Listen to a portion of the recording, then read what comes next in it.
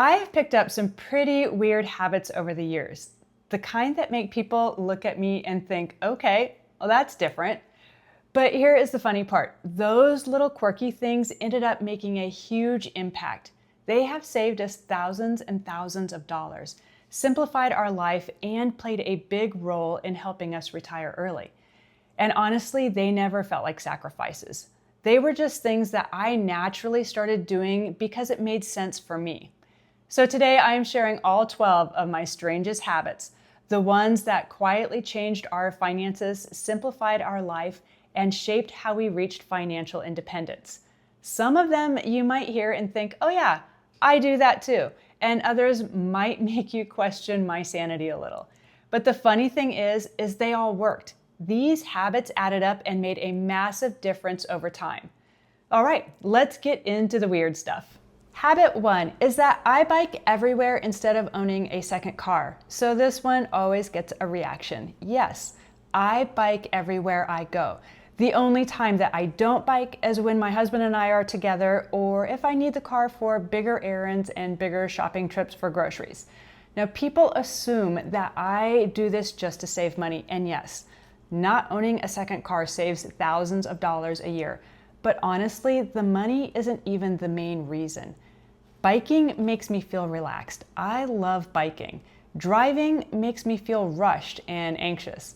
On my bike, I feel free and calm. There's no traffic jams, no clock watching, no frustration. It's good for my mind, good for my health, and the savings are just a great side effect. Habit 2 is that we do our own repairs. YouTube is basically our unofficial third family member. If something breaks in our house, we don't call a repair person. We first research it. We have fixed all of our appliances. We've done all of our plumbing issues. We even do all of our cosmetic stuff like painting and doing trim work. We even rebuilt our entire front porch a few years back. That was a huge project. We had to do a concrete demo and redesign and rebuild the whole porch ourselves. We did invite a few friends to help out as well. And it turned out amazing. And my husband, he is fully committed to this. He does oil changes and spark plugs on the car. Half the time, I don't even know what he's fixing, but he's excited about it. And we genuinely love it. It has saved us thousands doing things ourselves. We get a great satisfaction in knowing that we have fixed something all on our own. Habit 3 is I constantly clean and organize my home. I clean and organize a lot. Not in a perfectionist way. I just really like clean, calm spaces. But there's also a secret money-saving part to this. When your home is clean and organized, you know exactly what you already own. So I am not rebuying things that I have misplaced. I'm not buying backups because I lost the originals.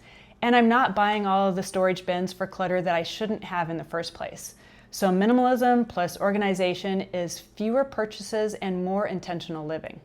Habit 4, I use products to the very last drop. Now this habit might sound tiny, but it does add up. So I will use products until they are completely gone. The lotion bottles that no longer work, I just cut those in half and use the remainder that's left. Also with shampoo and conditioner bottles, I will add water to that until it is all gone. I usually get about 3 more washes when I do that. And cleaning products, I rinse the bottle and use all of that too. I do this with everything in our house, pantry items, toothpaste, cleaning supplies, you name it. And I don't buy replacements until I'm actually out. Now I do have one exception to this. If I am already at a store and I notice that that product is on sale and I'm almost out, I will buy it. I don't like the idea of buying stockpile backups because that just leads to clutter and half-used bottles everywhere. It's not about being cheap, it's just being aware of what I have and using what I have already paid for. Habit 5, I make a list for everything. I don't go shopping without a list, ever.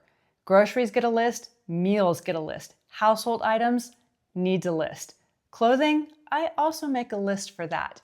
If it's not on the list, it's probably not going home with me.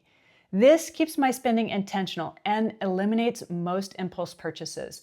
Honestly, you would be shocked at how much money gets wasted simply because people wander through the stores just to look. And with a list, you stay focused and your bank account stays happier. This next one really shows how differently I think about spending. Habit 6 is I don't treat myself just because. I don't buy things because I deserve it, or I had a bad week, or I hit a fitness goal.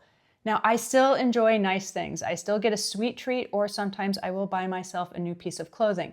But I don't treat my purchases like a reward. Because once you start spending on emotions, it never ends. You will always find a reason to treat yourself. And keeping treats separate from emotions keeps my spending intentional instead of reactionary. Habit 7 is I challenge myself a lot. Challenges have helped me break old habits, especially ones that have to do with shopping. I used to go shopping a lot. I used to spend a lot of time at the mall just to see what was new or because I had nothing else going on. So my very first challenge was to avoid the mall for 1 month, and then 2 months, and then 3. And eventually the mall wasn't even part of my life anymore. My husband and I also love doing spending challenges to see how long we can make $100 last or how low can we get our grocery bill. Can we travel for almost nothing? And how creative can we get with what we already have? This makes savings fun instead of restrictive. And here is the exciting part for us. We are going to start traveling in the new year, and we are planning to do even more money challenges. And we can't wait to share them with you. Minimalist traveling challenges, low-cost food challenges, or no-spend days while exploring new places. We're genuinely excited to experiment with this. Habit 8 is that I tell myself that I don't have money for that. So when I see something I want, but that I don't need, I tell myself that I don't have money for that. Not literally, because we do have the money, but mentally, it shifts me out of impulse mode. And most of the time, that little pause is all it takes to lose interest. It's like reverse psychology on myself, and it works better than you'd think. Habit 9 is I walk around the store holding an item, then talk myself out of it. So this is if habit 8 fails, I move to phase 2. I pick up the item, I walk around with it, and I talk myself out of it. I debate it, I question it, I imagine my future self annoyed that I even bought it. And by the time that I reach the other side of the store, I'll put it back. That goes for clothes, decor, snacks, doesn't matter. I have become an expert at talking myself out of things. Habit 10 is I make myself wait before I buy anything. So when I do decide that I want to buy something, I typically wait for a while. I will wait a few days, a few weeks, and yes, even sometimes a year. So for example, last year I had purchased a skirt online from a company that I've never bought anything from before. I absolutely love it. I have been wearing it a lot, and I thought, you know what? I'm going to buy one in black because that's my favorite color. So now I'll have 2 of my favorite skirts. That was a year ago, and it's been in my cart the entire time. So now I am finally ready to purchase it. But that waiting has made me certain that it was not an impulse purchase. And by slowing down my purchases, it creates clarity for me. It prevents regret because I don't like wasting money on things if I really don't want it or didn't really need it. Habit 11 is that I overthink purchases even when I actually need them. So this is where my weirdness truly shines. If I need something, I will still drag out the decision to purchase it way too long. And the best example is sheets. Yes, sheets. So our favorite sheets started wearing out earlier this spring. They were super soft, cozy, the perfect weight of flannel, which is what I love. But instead of replacing them, I used a set that my son had had that he said he didn't like and he didn't want them anymore. They were awful. They were scratchy and stiff and made way too much noise. They were the kind of sheet where you couldn't get comfortable no matter how you twisted and turned. But did I buy new ones? No, of course I did not. I told myself that it's almost summer, flannel isn't practical right now. I'll be traveling soon. I can wait until we get back. And when I did finally decide that I needed to order the sheets because I could no longer stand it, I accidentally ordered the wrong ones.